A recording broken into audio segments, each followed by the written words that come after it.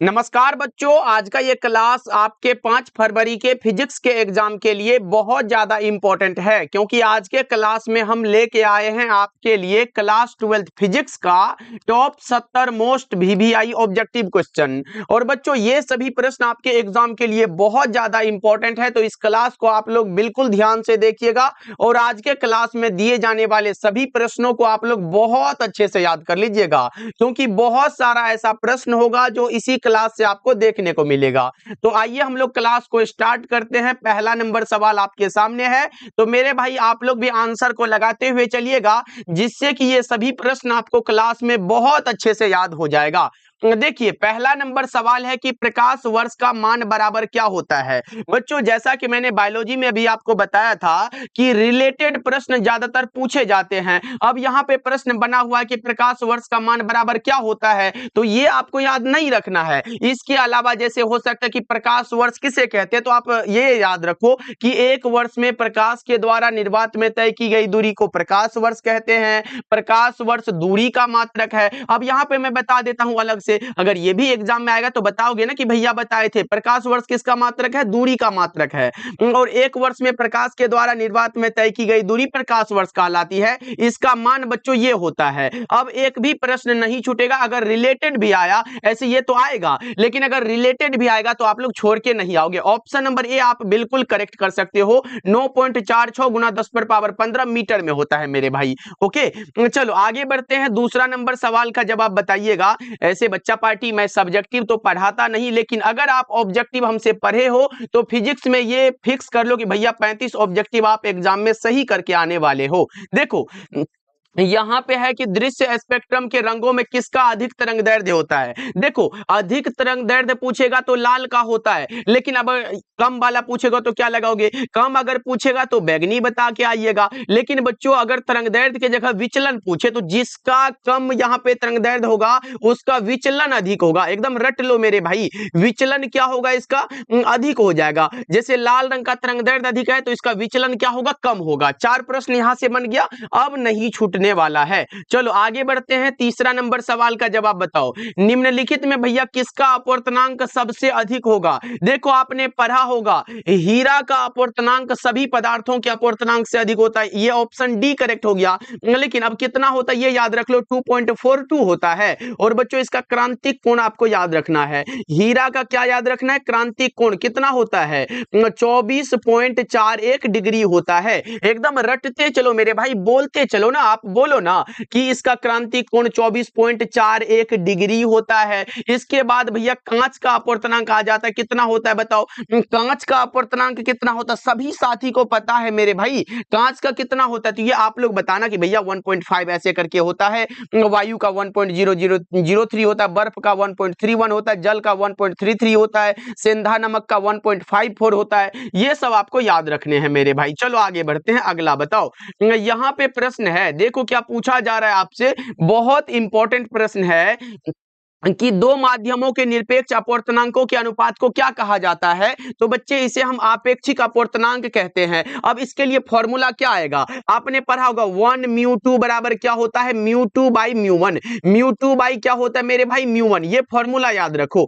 ऐसे formula base वाला objective मैं आपको करवाऊंगा, तो आप टेंशन ले लो, बहुत जल्दी ही करवाएंगे। तो आप लोग इस चैनल को सब्सक्राइब कर लीजिएगा, आपको नोटिफिकेशन मिल जाएगा। 5 फरवरी के लिए आपका तैयारी बहुत अच्छा हो जाएगा। ओके, चलो आगे बढ़ते हैं। अगला नंबर सवाल का जवाब बताओ। 90 डिग्री अपवर्तन कोण के संगत के आपतन कोण को क्या कहते हैं। एकदम आसान से याद रखो भाई, क्रांतिक कोण कहते हैं। ऐसे में 2 नंबर के लिए बता दो, क्रांतिक कोण इंपॉर्टेंट होता है। चलो आगे बढ़ते हैं, अगला बताइएगा। यहाँ पे 6 नंबर सवाल है कि समतल दर्पण की वक्रता त्रिज्या कितनी होती है। देखो, आपसे समतल दर्पण की फोकस दूरी पूछे, वक्रता त्रिज्या पूछे, दोनों का आप अनंत बता के आइएगा। 6 नंबर सवाल का जवाब ऑप्शन ए करेक्ट हो जाएगा, ध्यान रखना है आपको। चलो आगे बढ़ते हैं, 7 का बताओ। यहां पे प्रश्न है, क्या पूछा जा रहा है कि प्रकाश के तरंग गति सिद्धांत के अनुसार किसकी व्याख्या नहीं होती है। अब नहीं होने वाला भैया प्रकाश विद्युत उत्सर्जन है। और 2 नंबर में पूछेगा प्रकाश विद्युत उत्सर्जन से आप क्या समझते हो। अच्छा बच्चों, तरंग सिद्धांत किसके द्वारा दिया गया है, ये हाइगेंस के द्वारा दिया गया। एकदम रट लो भाई, 2 नंबर के लिए 1 नंबर ऑब्जेक्टिव के लिए इंपॉर्टेंट है। आपसे पूछेगा कनिका सिद्धांत किसने दिया था, तो ये न्यूटन ने दिया था। कनिका सिद्धांत बच्चों न्यूटन ने दिया था। उसके बाद क्या आएगा बताओ, जल्दी से आप लोग बता के चलिएगा बच्चों, ये सब इंपॉर्टेंट है। चलो आगे बढ़ते हैं, अगला बताइएगा। 8 नंबर सवाल है, प्रकाश की तीव्रता का व्युत्क्रम वर्ग नियम मान्य है, किसके लिए मान्य है बच्चों, ये बता के चलो। 8 नंबर सवाल का जवाब तो भैया ये बिंदु स्रोत के लिए मान्य है, ऑप्शन नंबर ए आपका करेक्ट हो जाएगा। ओके चलो आगे बढ़ते हैं, अगला बताओ।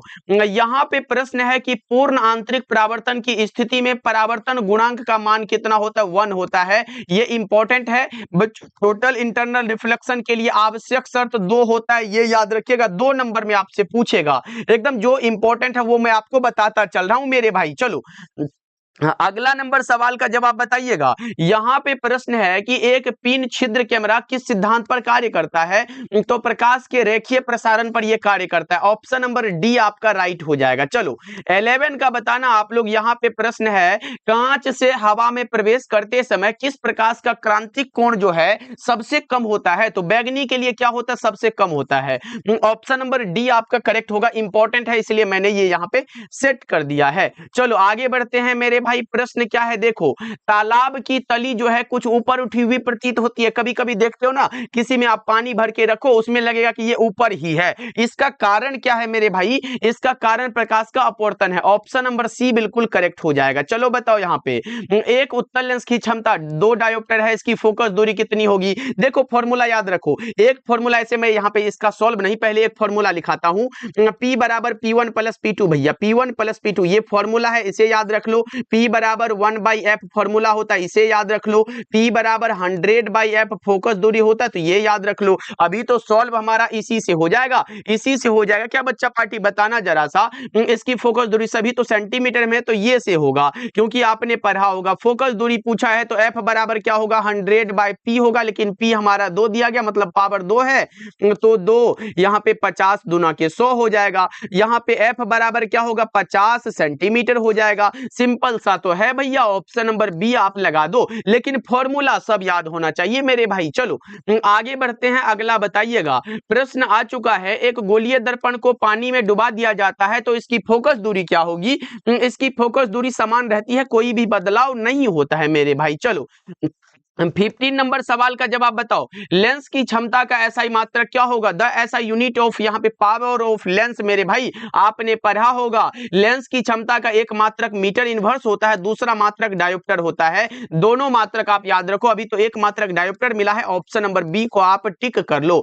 अच्छा लेंस की क्षमता क्या होता है, किसी लेंस के द्वारा किरण मुड़ने की शक्ति बच्चों लेंस की क्षमता कहलाती है, एकदम रट लो। चलो आगे बढ़ते हैं, अगला नंबर सवाल का जवाब बताओ। यहाँ पे है, जब प्रकाश एक माध्यम से दूसरे माध्यम में प्रवेश करता है तो कौन सी राशि है जो परिवर्तित नहीं होती है, नहीं होने वाला आवृत्ति है, ऑप्शन नंबर बी आपका बिल्कुल करेक्ट हो जाएगा मेरे भाई। चलो आगे बढ़ते हैं, यहां पे बताओ किसी वस्तु का प्रतिबिंब जो है मनुष्य की आंख के किस भाग पर बनता है, रेटिना पर बनता है। अच्छा कैसा बनता है बच्चों, ये बनता है वास्तविक, कैसा बनता है मेरे भाई, वास्तविक एवं कैसा बनता है, उल्टा बनता है, वास्तविक एवं बच्चों उल्टा बनता है, एकदम याद रखना आप लोग। ओके चलो आगे बढ़ते हैं, 18 का बताइएगा। एक लेंस की फोकस दूरी 20 सेंटीमीटर है तो इसकी क्षमता क्या होगी, एकदम आसान है, क्या पढ़ा है आपने, P बराबर क्या पढ़े हो भैया, 100 बाय फोकस दूरी होता है, हमें क्षमता ही तो निकालना है, फोकस दूरी 20 दिया गया है तो आप कहोगे P बराबर 100 बटा में f है, तो f हमारा 20 दिया गया, 20 लिख लो, 20 बचे का 100 होता है। P बराबर क्या होगा, 5 डायोप्टर होगा, P बराबर 5 डायोप्टर होगा, ऑप्शन नंबर डी। भैया ये P क्या है, तो पावर ऑफ लेंस, भैया लेंस की क्षमता है, ऑप्शन नंबर डी आपका करेक्ट हो जाएगा। चलो यहां पे बता के चलिएगा, किस दृष्टि दोष के निवारण के लिए बेलनाकार लेंस का उपयोग होता है, बेलनाकार लेंस का उपयोग भैया यहां पे अबिंदुकता, अब देखो निकट को दूर करने के लिए अवतल लेंस यूज होता है, एकदम रटते जाओ हमारे साथ। दीर्घ को दूर करने के लिए उत्तल लेंस का यूज होता है, जरा दृष्टि दोष को दूर करने के लिए बाइफोकल लेंस का यूज होता है, अबिंदुकता को दूर करने के लिए बेलनाकार लेंस का, तो ऑप्शन नंबर डी आप लगा सकते हो। चलो आगे बढ़ते हैं, अगला बताइएगा। कांच के एक अवतल लेंस को यहाँ पे जल में डुबाया बढ़ाया जाता है तब यह क्या हो जाएगा, तब यह भैया हो जाता है कम अपसारी। ऑप्शन नंबर सी बिल्कुल करेक्ट हो जाएगा। आप हमें बताइएगा कि उत्तल लेंस को क्या कहते हैं, मतलब अभिसारी कहते हैं या फिर अपसारी, और अवतल लेंस को क्या कहते हैं, ये दोनों में से आ जाता है भैया। इंपॉर्टेंट टॉपिक है ये, कमेंट करिएगा। आपका HW ये रहा बच्चा पार्टी, ऐसे लिखिएगा भैया आपके HW का आंसर हम लगा रहे हैं, और ये रहा, ये एक है और ये दो है, दोनों का आंसर आप लोग कमेंट करिएगा मेरे भाई। सभी साथी कमेंट करना चाहते हो ना अच्छा नंबर आए फिजिक्स में, और प्रदीप भैया का क्लास कर चुके हो तो फिर आप टेंशन ना लो मेरे भाई। देखो सरल सूक्ष्मदर्शी की आवर्धन क्षमता क्या होती है, m बराबर 1 प्लस भैया d/f, 1 plus d/f, 1 plus d/f, कौन सा होगा 1 plus d/f, option number C बिल्कुल करेक्ट हो जाएगा। चलो आगे बढ़ते हैं, यहाँ पे 22 का बताइएगा, खगोलीय दूरदर्शी में अंतिम प्रतिबिंब कैसा होता है, खगोलीय दूरदर्शी में अंतिम प्रतिबिंब आभासी व उल्टा होता है, ऑप्शन डी आपका राइट हो जाएगा। चलो बताओ, खगोलीय दूरदर्शक के वस्तु लेंस के लिए होना आवश्यक है, कहां पर होना आवश्यक है, तो बड़ी फोकस लंबाई का होना आवश्यक है, ऑप्शन नंबर बी आपका राइट हो जाएगा। चलो बताओ यहाँ पे सामान्य समायोजन में खगोलीय दूरदर्शक की लंबाई कितनी होगी, बता दो। 24 नंबर सवाल का जवाब FO प्लस FE होता है ना, ऑप्शन डी करेक्ट होगा। कैसे भैया, लंबाई तो L बराबर क्या होगा FO, और यहाँ पे प्लस में FE होता है, तो ये आप याद रख लो। यहाँ पे ये FO मतलब ऑब्जेक्ट लेंस है, और E मतलब आई पीस होता है, ऐसे करके आप याद रखिएगा मेरे भाई। चलो आगे बढ़ते हैं, अगला बताओ। यहाँ पे प्रश्न है सामान्य समायोजन के लिए खगोलीय दूरदर्शक की आवर्धन क्षमता जो है वो कितनी होती है, तो माइनस का FO बटा में FE। ये आवर्धन क्षमता मतलब क्या है, m बराबर माइनस का FO बटा में FE, ये फॉर्मूला होता है, तो फॉर्मूला आपको सीधा रटना पड़ता है मेरे भाई। चलो आगे बढ़ते हैं, यहाँ पे बताओ पतली झिल्ली के रंगीन दिखने का कारण क्या है, व्यतिकरण है, प्रकाश का व्यतिकरण यानी कि इंटरफेरेंस ऑफ लाइट होता है। चलो नेक्स्ट बताओ आप लोग मेरे प्यारे से साथी, आसमान का रंग जो है नीला दिखने का कारण क्या हो सकता है, नीला दिखाई हमें देता है प्रकीर्णन के कारण बच्चों। अच्छा ये बताना आप लोग, इंद्रधनुष का निर्माण किसमें होता है बच्चों, आप हमें कमेंट करके बता दो इंद्रधनुष का निर्माण हम किसमें पढ़ते हैं, कौन सा ऐसा है जिसमें हम इंद्रधनुष के बारे में पढ़ते हैं, ये भी आप लोग कमेंट करिएगा। जितना मैं HW पूछ रहा हूं भैया कमेंट हम चेक करेंगे। चलो आगे बढ़ते हैं, 28 का बताइएगा, जब प्रकाश की एक किरण ग्लास स्लैब में भैया यहां पे प्रवेश करती है तो इसका तरंगदैर्ध्य सीधे रूप से घट जाता है, 28 का आप ए लगा दो। चलो 29 का बताओ, इंद्रधनुष का निर्माण जिस कारण से होता है, ये लो मैंने तो बता दिया था, तो बताओ ये वर्ण विक्षेपण हो जाएगा, 29 का ऑप्शन नंबर सी बिल्कुल करेक्ट हो जाएगा। चलो आगे बढ़ते हैं, अगला बताइएगा, प्रकाश के रंग का कारण क्या है, प्रकाश के रंग का कारण इसकी आवृत्ति है, 30 नंबर सवाल का जवाब ऑप्शन ए करेक्ट हो जाएगा। चलो बताओ, पतले प्रिज्म द्वारा न्यूनतम विचलन का कोण कितना होता है, पतले प्रिज्म द्वारा न्यूनतम विचलन का कोण मेरे भाई म्यू माइनस का 1 इंटू में ए होता है, ऐसे डेल्टा एम बराबर पढ़े हो ना, म्यू माइनस 1 इंटू में ए, तो ये आपको पढ़ना पड़ेगा, याद रखना पड़ेगा भाई, ऑप्शन बी करेक्ट हो जाएगा आपका। चलो आगे बढ़ते हैं, बताओ समांतर सतह वाली कांच की पट्टी की शक्ति कितनी होती है, समांतर सतह वाली कांच की पट्टी की शक्ति 0 होती है, ऑप्शन बी लगा दो। चलो अगला बताइएगा, प्रकाश वर्ष किस भौतिक राशि का मात्रक है, प्रकाश वर्ष दूरी का मात्रक है, प्रकाश वर्ष किसका मात्रक है मेरे भाई, दूरी का मात्रक है, ऑप्शन ए लगा सकते हो आप लोग। चलो एक स्वस्थ व्यक्ति के आंख के लेंस की फोकस दूरी लगभग कितनी होती है, 2 सेंटीमीटर होती है, ऑप्शन नंबर बी आपका बिल्कुल करेक्ट होगा। एक याद रखिएगा, स्पष्ट दृष्टि की न्यूनतम दूरी, ये एग्जाम में आएगा, स्पष्ट दृष्टि की भैया क्या पूछेगा, न्यूनतम दूरी पूछेगा ना, तो आप 25 सेंटीमीटर बताइएगा, समझ गए। चलो आगे बढ़ते हैं, 35 का बताइएगा, 4 डायोप्टर क्षमता वाले लेंस की फोकस दूरी लगभग कितनी होती है, तो आपको तो ये बताया गया है, P बराबर आप 1/f ले लो फॉर्मूला, हमें फोकस दूरी निकालना है तो f बराबर 1/p कर दो, 1 हमारा p हमारा 4 दिया गया तो 1/4 कर दो, 1 रुपया है 4 आदमी को देना है तो 25 पैसा करके होगा ना भाई, तो यहाँ पे कर लो ना। राइट आंसर आपका क्या होगा, सेंटीमीटर नहीं होगा भाई, मीटर में होगा, क्योंकि ये वाला फॉर्मूला सिर्फ मीटर के लिए है, और सेंटीमीटर के लिए क्या है, P बराबर 100 बाय फोकस दूरी, ये भैया सेंटीमीटर के लिए, जब आपका फोकस दूरी सेंटीमीटर में हो। ओके चलो आगे बढ़ते हैं, अगला बताइएगा, पारदर्शी माध्यम हीरा के लिए क्रांतिक कोण कितना होता है, मैंने ऊपर बताया है तो कितना 24.41 डिग्री होगा, 36 नंबर सवाल का जवाब आपका ऑप्शन नंबर डी होगा। मैं पानी का बता देता हूं भाई, पानी का कितना होता है, 48.75 डिग्री होता है। इसके बाद एक क्राउन क्राउन कांच आता है, कैसे करके भाई पूछेगा क्राउन कांच का कितना होता है क्रांतिक कोण, तो क्या बताओगे, वो होता है 41.41 डिग्री। कांच वाला पूछे ना 41.41 डिग्री बताइएगा, और घना फिल्म कांच वाला 37 पॉइंट कितना होता है 31 डिग्री होता है, ये याद रखना आप लोग। ओके चलो आगे बढ़ते हैं, अगला बताइएगा।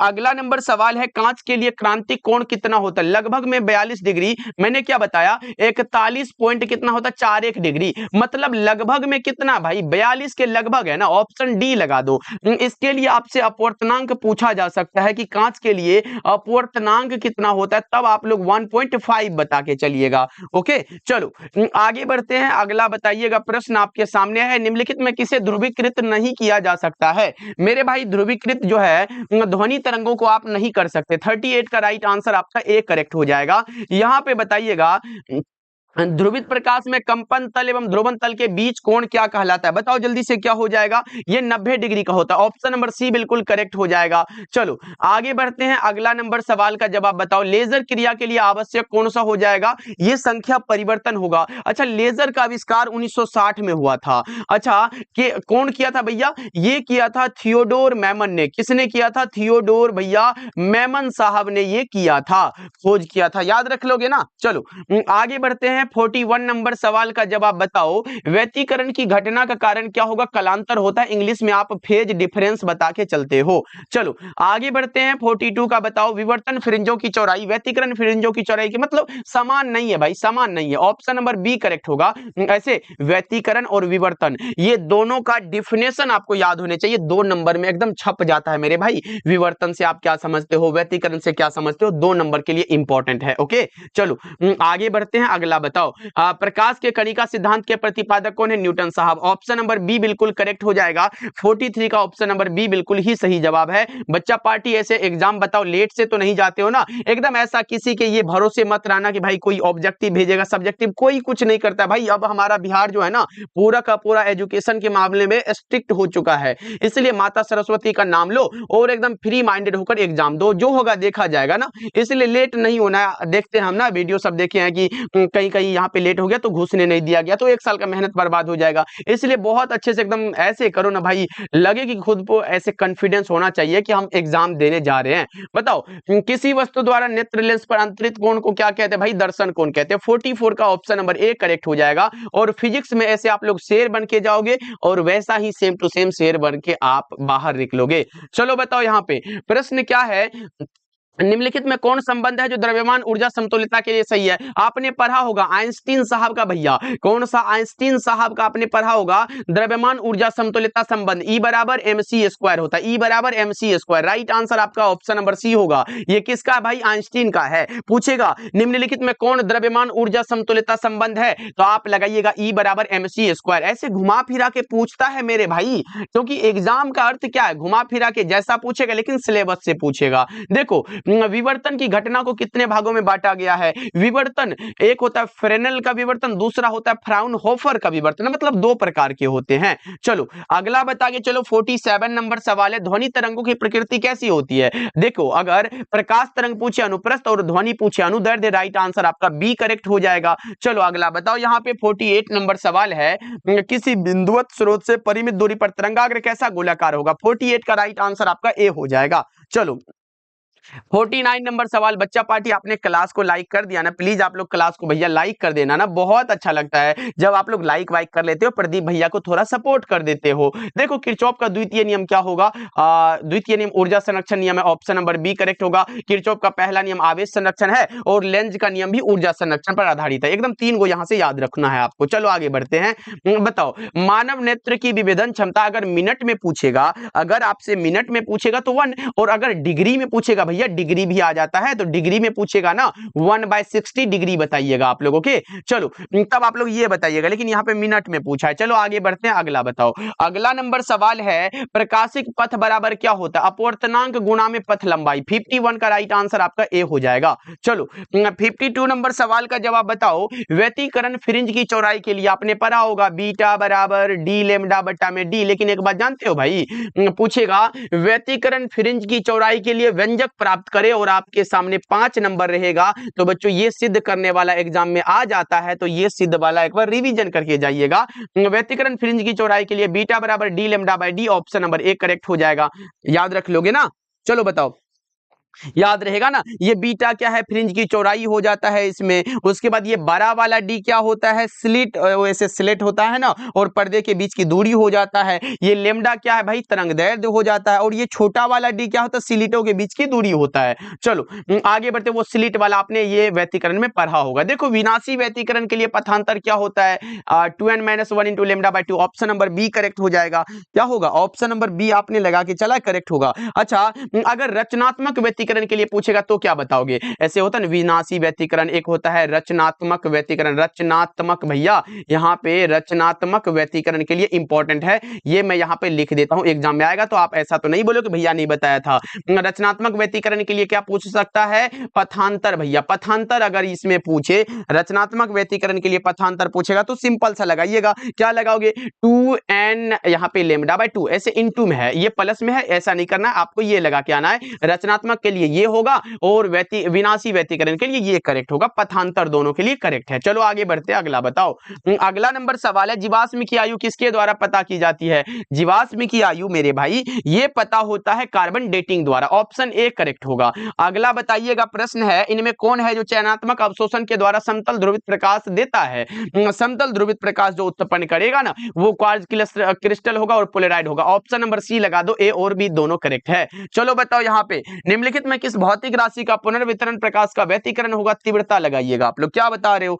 तीव्रता करेक्ट होगा, आपने सही बताया है। चलो अगला बताओ, तरंग यहाँ पे व्यतिकरण में क्या होता है? तरंग व्यतिकरण में क्या होगा भैया? ऐसा मत समझना इजी पूछ देगा, नहीं, अब बताओ ना।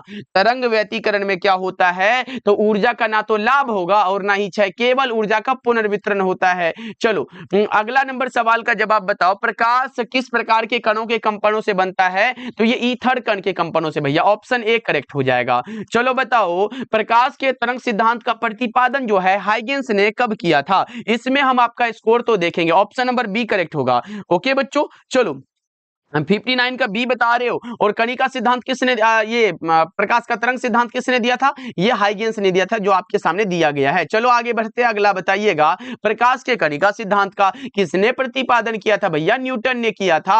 और कब किया था बता दो जल्दी से भैया, 1675 में। चलो नेक्स्ट बताओ, यहाँ पे प्रश्न आपके सामने है, किसी प्रिज्म पर एक वर्णी प्रकाश के आपतित होने पर निम्न में से कौन सी घटना है जो होती है? तो वो घटना विचलन है। क्या है भैया? डेविएशन है। चलो आगे बढ़ते, अगला बताओ, यहाँ पे माध्यम द्वारा श्वेत प्रकाश का विक्षेपण तभी संभव होता है जब माध्यम कोई पारदर्शी माध्यम हो। ऑप्शन नंबर डी आपका राइट हो जाएगा। चलो नेक्स्ट बताओ, यहाँ पे प्रश्न है कि तरंगदैर्ध्य के बढ़ने से अपवर्तनांक का मान क्या होगा? तरंगदैर्ध्य बढ़ेगा, अपवर्तनांक का मान घटेगा। ऑप्शन नंबर बी आपका करेक्ट होगा। आपने पढ़ा होगा अपवर्तनांक और तरंगदैर्ध्य के संबंध में कि अपवर्तनांक तरंगदैर्ध्य के व्युत्क्रमानुपाती होता है, यानी कि म्यू यहाँ पे व्युत्क्रमानुपाती 1/λ। ये याद रख लो, अगर म्यू बढ़ेगा तो फिर ये वाला घट जाएगा, ये बढ़ेगा तो वो घटेगा, मतलब व्युत्क्रमानुपाती है। ओके, चलो आगे बढ़ते, अगला बताओ, यहाँ पे क्या है? किसी कोण पर झुके दो समतल पृष्ठों के बीच घिरे किसी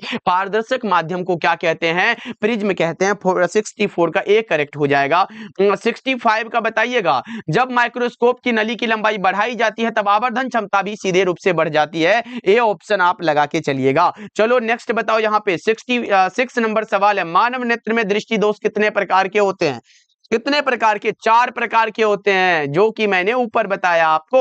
चलो बताओ, यहाँ पे दो उत्तल लेंस एक दूसरे के संपर्क में है तो समतुल्य भी उत्तल ही होगा। ऑप्शन ए करेक्ट कर लो आप लोग। चलो बताओ, यहाँ पे संपर्कित दो लेंसों की शक्ति कितनी होती है? मैंने फॉर्मूला बताया था क्या बच्चों? P बराबर P1 प्लस P2, ये बताया था क्या? एक बार लिखो कमेंट सेक्शन में। हाँ भैया, ये आपने बता के चला था। और देखो यहाँ पे ऑब्जेक्टिव बना हुआ है, क्योंकि ये एग्जाम में भी आया हुआ है। चलो अगला नंबर सवाल है, उत्तल लेंस की क्षमता तथा फोकस दूरी कितनी होती है? देखो, अगर उत्तल लेंस की क्षमता पूछेगा तो आप बताइएगा भैया ये धनात्मक होता है। उसके बाद अगर अवतल लेंस का क्षमता पूछेगा तो आप यहाँ पे ऋणात्मक बता के चलिएगा। और बच्चों फोकस दूरी भी सेम ही होता है। उत्तल लेंस का क्षमता पूछे, फोकस दूरी पूछे, यहाँ पे धनात्मक बताइएगा। अवतल लेंस का फोकस दूरी पूछे या फिर क्षमता पूछे, दोनों यहाँ पे ऋणात्मक होता है। यहाँ पे उत्तल लेंस की क्षमता तथा फोकस दूरी यहाँ पे क्या होगा? धनात्मक हो जाएगा। ए ऑप्शन आपका राइट हो जाएगा। चलो आगे बढ़ते हैं, 70 नंबर नंबर सवाल और आज के क्लास का लास्ट सवाल है कि क्लेडिंग का अपवर्तनांक करोड़ के अपवर्तनांक से क्या होता है। टोटल इंटरनल रिफ्लेक्शन में आपने पढ़ा होगा भाई,